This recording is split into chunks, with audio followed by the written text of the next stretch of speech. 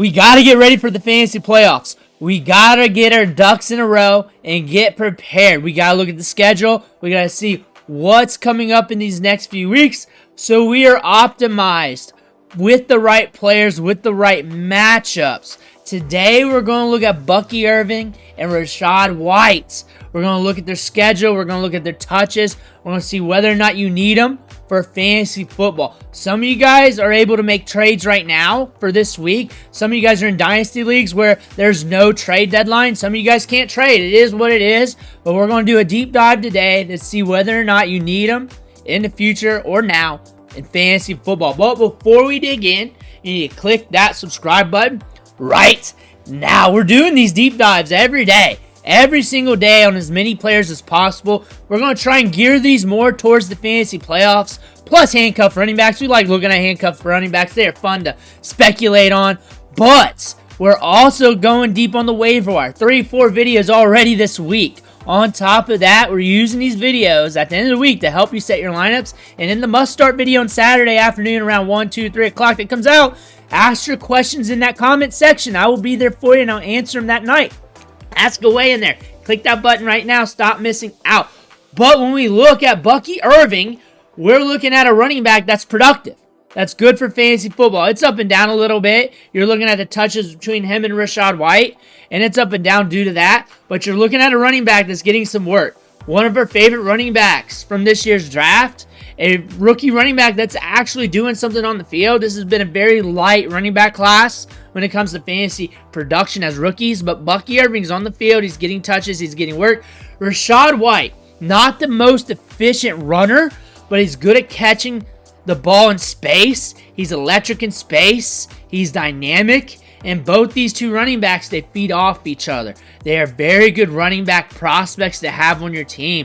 But when you look at the schedule, you might get a little bit excited about them because we got the Giants, Panthers, Raiders, Chargers, Cowboys, Panthers, Saints. Saints, you might be done with your season by then. Usually week 17, it's it. But a lot of people play on week 18, so you got to pay attention to all this. However, when you look at the fantasy points allowed in PPR to running backs, they got the Panthers twice, they got the Cowboys, they got the Saints. All top 6 defenses allowing fantasy points to running backs. That's 4 games right there because they got the Panthers twice. The Giants are in weird game scripts. It can go either way, but they're middle of the road. 13th in the league. A little bit better than middle of the road if you say it. Chargers. Game scripts up and down. They can shut you down. They can put you in a slower game script.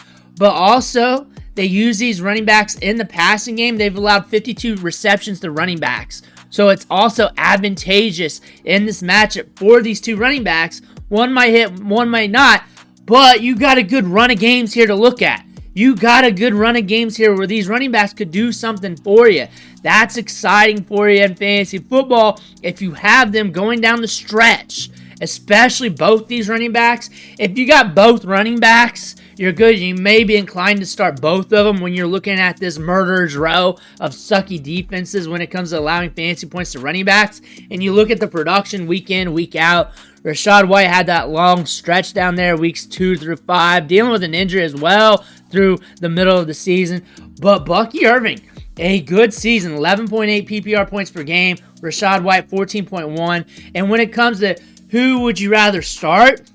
You really just got to pick one and hope for the best, especially when you're just looking at one game. You just got to pick one and hope for the best.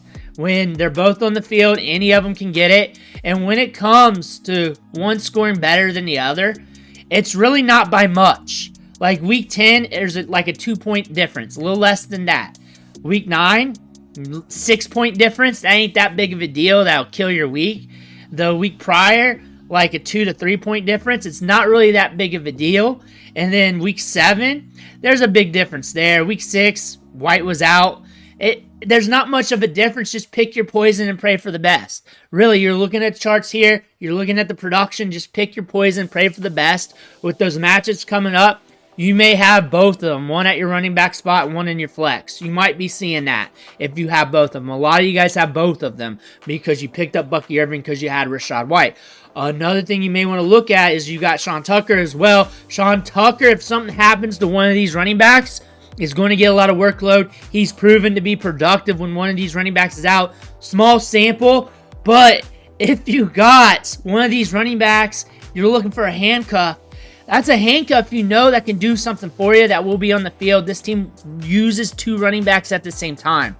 They're optimal doing that. They're not going to change their whole game plan just because Rachaad White or Bucky Irving's hurts.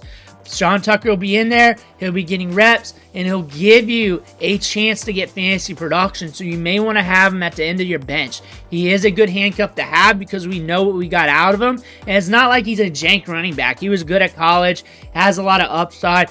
Fell out of the draft due to a heart condition, not because he's bad at football. He had a heart condition he had to come back from. Start off late his rookie season in training camp when it comes to practicing. Just everything's a little bit delayed with him when it comes to his development.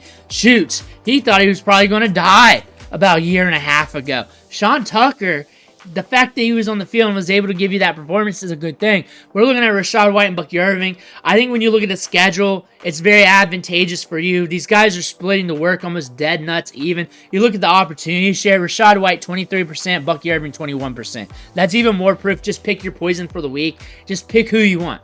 Just pick the guy you like. That's what you want to do. Go off your gut. I'm not going to really know. I'm just telling you, I see these numbers. They're the same thing that you're going to look at. That's telling you the answer right there. Just go off your gut on that. But you got 2 good running backs. You're more likely you're probably going to start them both in a lot of those matchups. And if you got one, you're good because you got some good matchups rolling your way. You're looking at the rushing yards here. 496 to 306. Bucky Irving, 5.1 yards per carry. Rachaad White's never been the most efficient running back. He's just very good in space with the ball in his hands when he's catching it out of the backfield. He's very good at that. That is his trait that you want out of him. He's never going to be this grinder who's going to get you hundreds of rushing attempts, rocking 5 yards per carry. He's going to be a guy that's going to get it between the tackles here and there, but he's going to break up those long gains and chunks a couple times here and there, and then also catch those passes out of the backfield and be electric with it. That's just who he is. That's just what he is, and that's great for fantasy on his end. Bucky Irving's good everywhere. He's good everywhere. Sean Tucker, 7.2 yards per carry. When he's on the field and he gets opportunities, he cashes usually. That's why you want to look at him as a handcuff. He's safe as a handcuff. Like, something happens with one of these 2 running backs, you got a good schedule out in front of him. You know he's going to get work. You know he can be efficient. He's got a history of being a good running back prospect. Sean Tucker is a good guy to have on the end of your bench if you got one of these running backs. Rachaad White, Bucky Irving, when it comes to routes ran, they're almost dead nuts with each other, especially routes per game. Rachaad White a little bit more, 21.1 routes per game versus 12. That might be the indicator that you want Rachaad White to start in your lineups in PPR. However, Bucky Irving's more efficient between the tackles and is more likely to break off or churn out more yards on the ground. However, like I said, it's on your gut in a 1-game scenario. Target share is higher for Rachaad White. Targets per game is higher for Rachaad White, but not really by much because the rushing production up the gut is better with Bucky Irving. That being said, they're both being targeted 22% on the routes. 22% of the routes they run, they get a target on. That being said, that's probably very indicative to Sean Tucker as well. That's a quarterback thing. We saw that with Baker Mayfield in Carolina.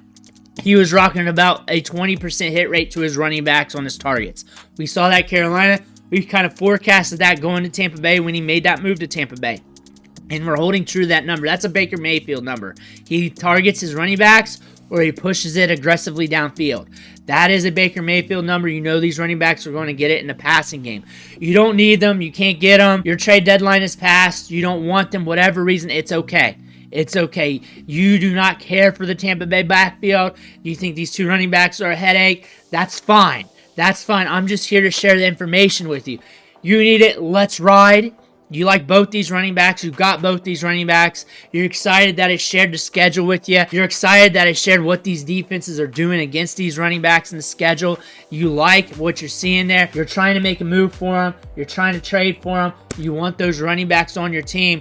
But when we look at the backfield here for Tampa Bay, it's wheels up going into the fantasy playoffs, especially leading into the fantasy playoffs. You need to jump in as soon as you can. Let me know what you think in the comments below. Make sure to hit that subscribe button on the way out. Thank you for watching. Catch you on the next video.